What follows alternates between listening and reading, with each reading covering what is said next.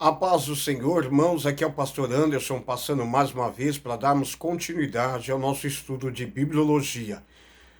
No vídeo que nós fizemos anteriormente, nós estávamos falando sobre o cânon, a formação do cânon, certo? E não deixando de salientar que quando nós falamos de cânon aqui, esse estudo nosso se baseia na Bíblia, no cânon sagrado, protestantes, ou seja, na Bíblia protestante. Nós também temos aí o cano judaico, nós não falamos sobre ele. O cano judaico ele foi juntado, formado a partir do quinto século antes de Cristo por Esdras.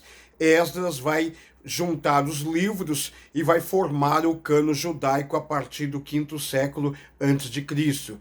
O cano judaico, a disposição do cano judaico, diferente do cano protestante, da nossa Bíblia, ele só tem 24 livros. Enquanto a Bíblia cristã, ela tem 66 livros, a Bíblia judaica é composta por 24, porque ela só tem o Velho Testamento.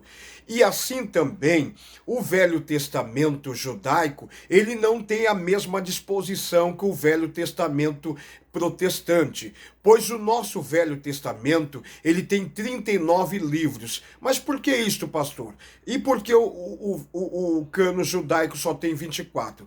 É porque após anos de tradução, os tradutores, os estudiosos, ao traduzir, eles entenderam por bem dividir, eles acabaram fazendo divisões de alguns livros, que nem Samuel, no cano judaico, é só Samuel, não tem primeiro e segundo Samuel no cano judaico, não tem primeiro e segunda Reis no cano judaico, não tem primeiro e segunda Crônicas no cano judaico. O cano judaico, ele não termina com o livro de Malaquias, como o nosso Velho Testamento termina. O cano judaico termina com o livro de Crônicas, porque a disposição ou a formação, né, do cano judaico é diferente do nosso Velho Testamento.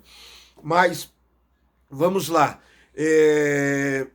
A palavra canônicos, né, que é uma derivação de cano, a palavra canônicos são os livros canônicos são os livros considerados sagrados pela igreja, né? A formação do cano, ou a palavra cano, significa régua de medir ou medida. A palavra cano significa régua de medir ou cano, ou medida. Medida para quê? Para a nossa vida, né? Para nossa existência, né? Como existência cristã. O cano judaico é composto por 24 livros, e só o Antigo Testamento, dividido em três partes. A primeira parte do cano judaico é chamado de lei. A segunda parte é chamado de Nevim, que é os profetas. A segunda parte é chamada de Ketuvim, que são os escritos, certo? Então, o cano judaico é dividido em três partes: leis, profetas e escritos. E é composto por 24 livros, certo? Diferente do nosso. Nós falamos no vídeo anterior que nós fizemos sobre a Bíblia católica, né? Falamos sobre a Bíblia católica, que ela traz consigo 7 livros a mais. Esses livros são chamados de livros apócrifos, porque não são considerados inspirados pela igreja.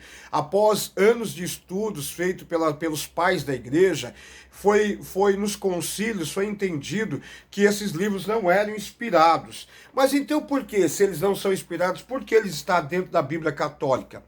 Veja bem,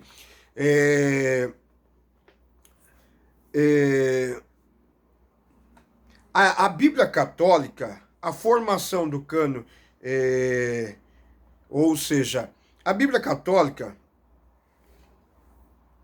ela traz esses livros justamente porque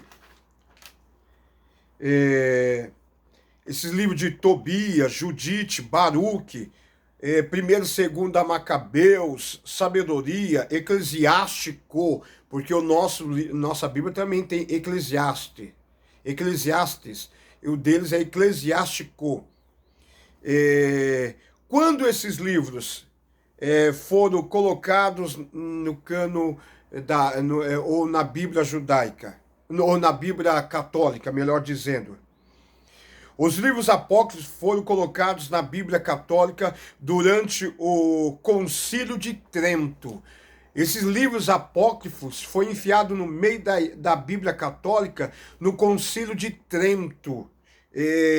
Foi feito um estudo lá no meio dos católicos, lá das autoridades da Igreja Católica, e foi colocado esses livros apócrifos no meio. Quando foi feito isso? Em 1545. Nessa ocasião, a Igreja Católica deu aos livros apócrifos o mesmo nível de importância que os livros expirados da Bíblia. Então, no concílio que teve no Concílio de Trento, certo? Então, esse é mais algumas curiosidades na questão de bibliologia.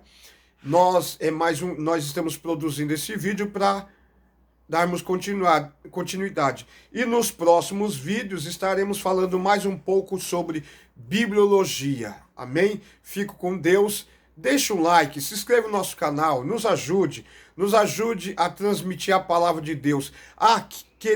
Queremos também fazer um adendo a um comentário que fizemos num vídeo falando sobre